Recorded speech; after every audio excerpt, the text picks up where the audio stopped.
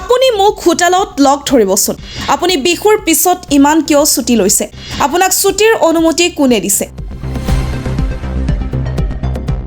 বিঅচাৰে ছুটি দিব নোৱাৰে নহয়। দলগাঁও খণ্ড প্ৰাথমিক শিক্ষা বিষয়া কাৰ্যালয়ৰ বিদ্যালয়ৰ উপ পৰিদৰ্শকৰ বিৰুদ্ধে ধন দাবীৰ অভিযোগ।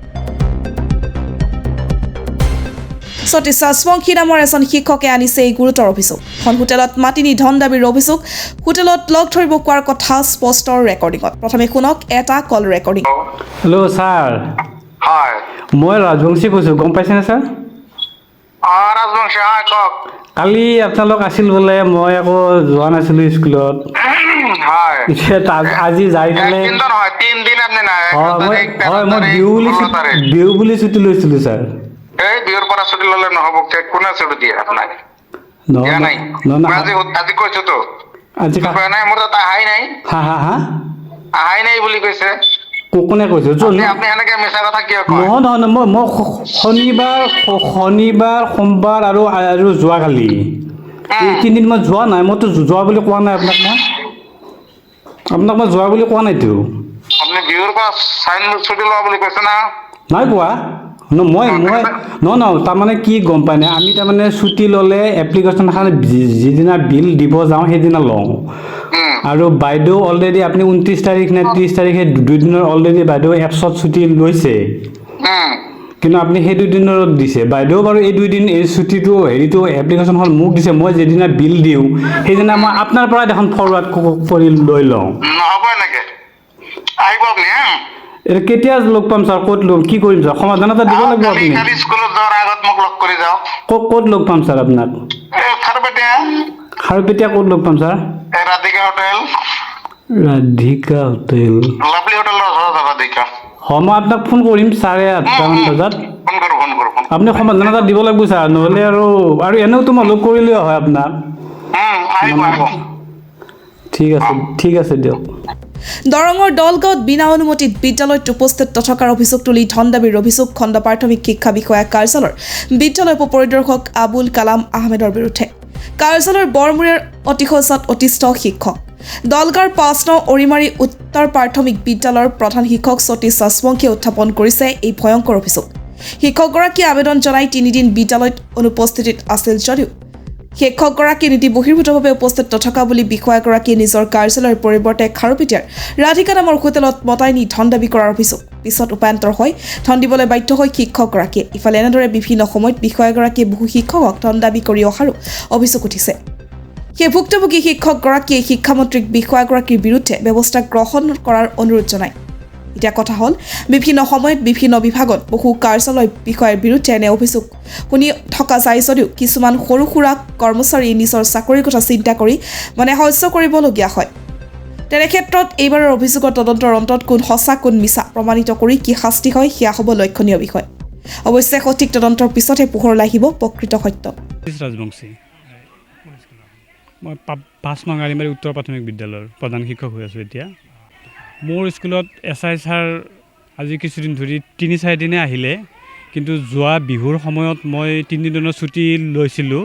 কিন্তু তেওঁ 17 তাৰিখে আহি স্কুলত আহি পেলাই এবচেণ্ট মাৰিছে।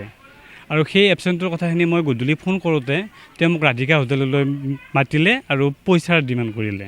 ইতিমধ্যে মই 1000 টকা দিয়াৰ পিছতহে তেওঁ আকৌ মোক তাৰমানে সেইখিনি মচি পেলাই বগা হোৱাইটনাৰ মাৰি পেলাই মোক আকৌ চহী কৰিব দিলে। তাৰপাছত তেওঁ পিছদিনা আকৌ মোক ফোন কৰিলে, কৰি মোক ক'লে যে মোক ফোন কৰিছে বেলেগ সংগঠনৰ পৰা, গতিকে আপুনি চহীটো মচি আপুনি CL লিখি দিয়ক। আকৌ মই CL লিখি দিলোঁ সেই চহীটোৰ ওপৰত।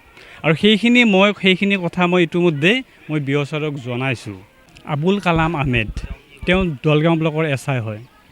আগে পিছেও তেওঁ স্কুললৈ আহে আৰু আহিলেই তেওঁ পইচা বিচাৰে, পইচা লাগে। তেওঁ আমিতো নামাতো তেওঁলোকক, তেওঁ নিজে আহি পেলাই তেওঁলোকৰ পৰা গাড়ীত তেল ভৰাব পইচা লাগে, চাহ খোৱা পইচা লাগে, কিবা এটা দিয়ক বুলি কয়। এনেকুৱা একেবাৰে নিম্নমানৰ কথা কয়। বেলেগ স্কুলতো আহে।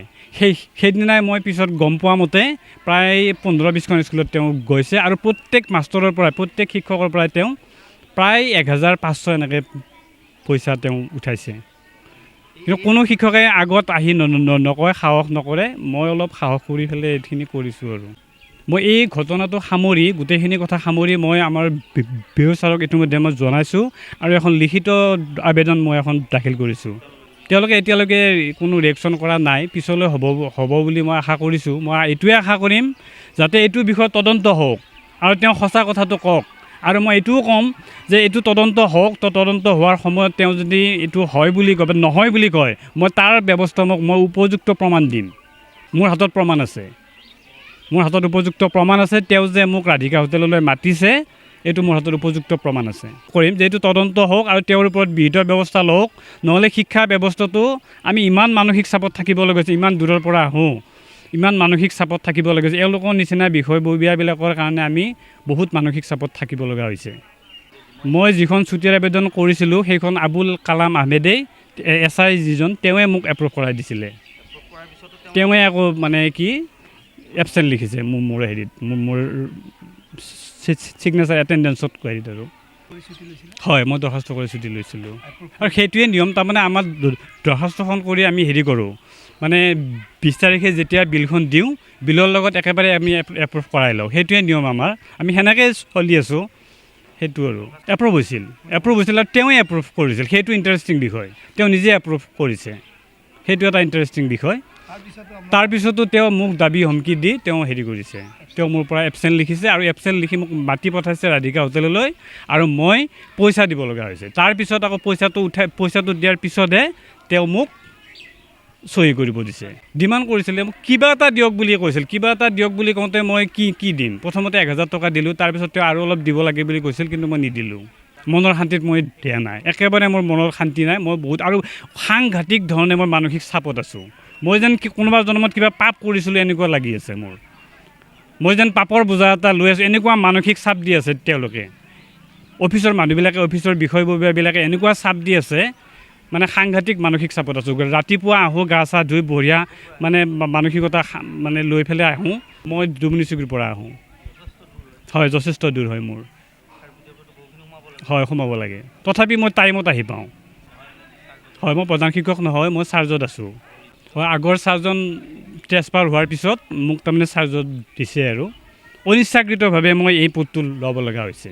একেবাৰে ইচ্ছা নাই। এতিয়াও মই কোনোবাই অফিচৰ পৰা যদি কিবা মানে ডাইৰেকশ্যন আহে, মই এতিয়াই সেই চাৰ্জটো ঘটাই দিম। মোৰ 1% চাৰ্জটোৰ প্ৰতি লোভ নাই, একো নাই। সাংঘাতিক মানসিক চাপত আছোঁ মই এতিয়া। মইতো পাৰ্মানেণ্ট পোষ্টত নাই, মই কণ্টেক্সুৱেল পোষ্টত আছোঁ আৰু মোক চাৰ্জত দি থৈ দিছে। হেডমাষ্টাৰৰ পোষ্টটো চাৰ্জতহে আছে, ডাইৰেক্ট হেডমাষ্টাৰৰ পোষ্ট নহয়। তথাপিও মই এই স্কুলখনৰ স্বাৰ্থত আজি 13 বছৰ ইয়াতে মই কাম কৰি আছোঁ আৰু মই নিয়াৰিকৈ কামখিনি মই কৰি আছোঁ। মোৰ দায়িত্বখিনি মই পালন কৰি আছোঁ। তাৰপিছতো কিন্তু এই অফিচৰ বৰমূৰীয়াবিলাকে মোক এনেকুৱাকৈ আহি মানসিক চাপ দি আছে।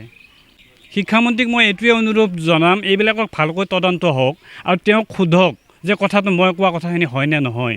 আৰু তেওঁ যদি নহয় বুলি কয়, তেতিয়া মই মোৰ ফালৰ পৰা আৰু উপযুক্ত প্ৰমাণ দিয়াত মই আছোঁ। তেওঁলোকে বুজিব। মোক অফিচত মাতিব লাগিছিল, তেওঁ কিন্তু মোক অফিচত মাতা নাই। তেওঁ হোটেললৈ ৰাধিকা হোটেল, এইটো খাৰুপেটীয়া, তেওঁ তাতে থাকে। মই পিছত গম পালোঁ যে তেওঁ তাতে ৰুম ভাড়া লৈ থাকে। হয়, সেইবিলাকৰ বিষয়ে একোৱে কথা নাপাতে। ইয়াত যে বিল্ডিং নাই, এটা অফিচ ৰুম নাই, ইয়াতে আমি তৰ্জাৰ বেৰত যে আমি ক্লাছ কৰি আছোঁ, ইয়াত ইমান ল'ৰা ছোৱালী প্ৰায় 100ৰ ওপৰত আমাৰ ষ্টুডেণ্ট আছে, এইবিলাকৰ ওপৰত তেওঁলোকৰ কোনো গুৰুত্ব নাই। আমাৰ ভাল এটা অফিচ ৰুম নাই, আমাৰ কোনো বাউণ্ডেৰী ৱাল নাই, ভাল শ্ৰেণীকোঠা নাই। আমি 2টা শ্ৰেণীকোঠাত প্ৰায় 100ৰ ওপৰত ষ্টুডেণ্ট আমি শিক্ষা দি আছোঁ।